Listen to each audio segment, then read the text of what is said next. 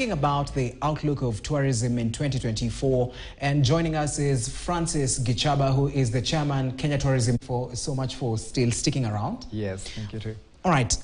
Before we went for break, you had mentioned about technology and how the digital industry is changing the sector. Now, when you look at tech and in the tech industry and also the digital platforms, how are we?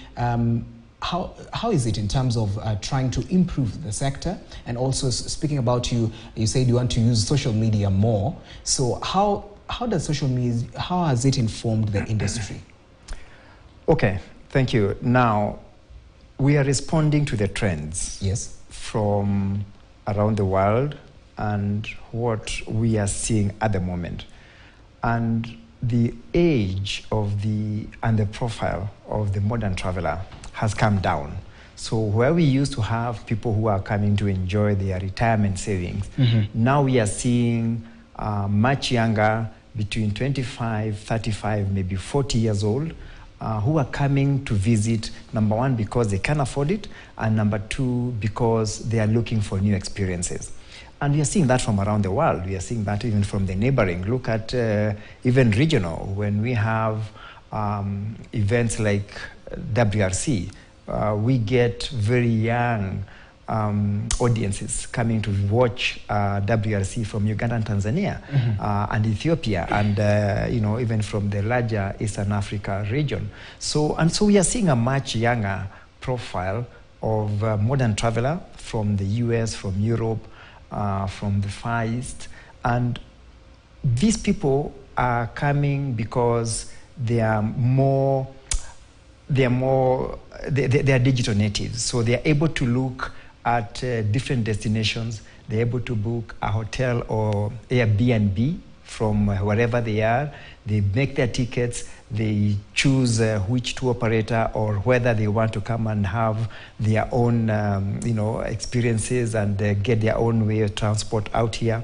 So that's the person we are catering for. So in terms of coming in, that's a modern traveler. In terms of now us, we must talk to them on the same channel that they are at. So they are accessing us through our website, they're accessing us through social media, and I mentioned earlier that even the profile of the stakeholders has also changed. So again, we are seeing an influx of the much younger generation getting interested in investing in the tourism sector. So, and that is very good. If you look at this country, ICT is one of the key pillars of the bottom-up economic transformation agenda. So tourism is a labor-intensive industry. So what the government is doing by enabling ICT to spread beyond Nairobi into the counties is so that now younger players can come into this field and start taking roles in tourism career.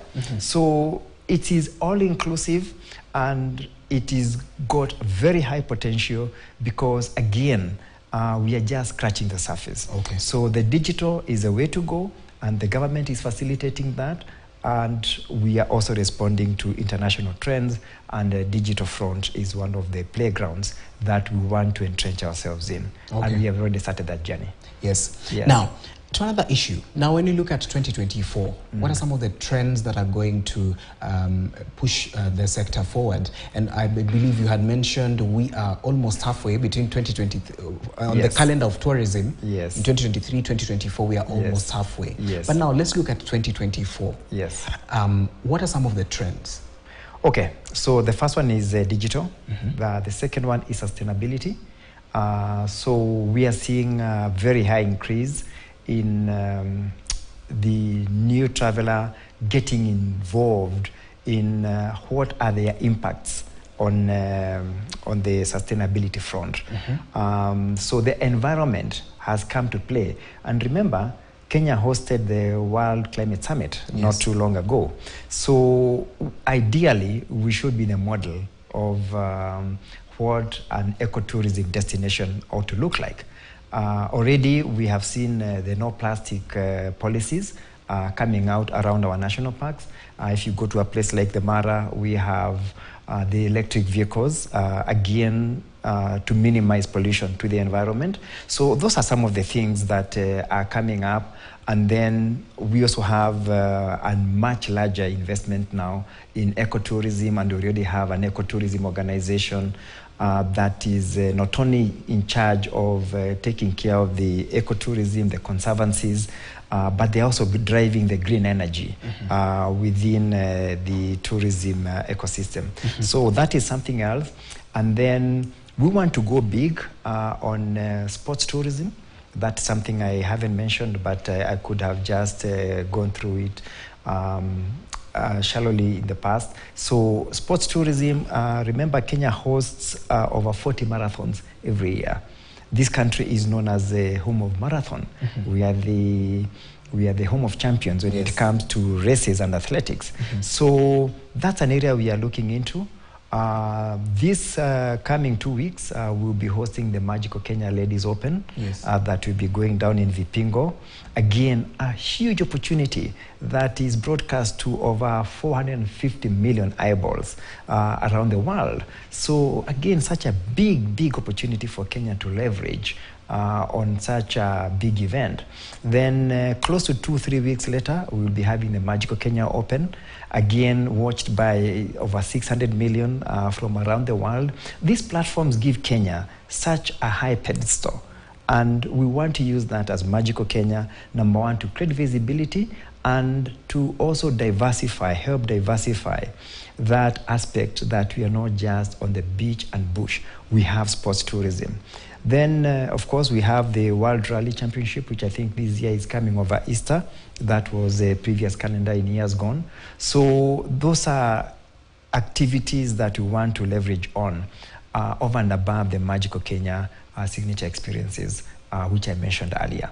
So when you put all this in a basket, then we'll be looking at making sure that Kenya has a much longer period of selling the tourism packages between January and December, and that's what we want to see as a tourism board.